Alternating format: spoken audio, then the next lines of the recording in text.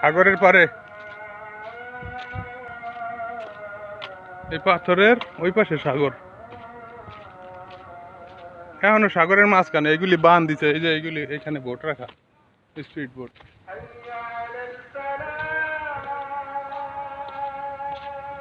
এই যে বোট রাখা, এই যে স্পিড বোট।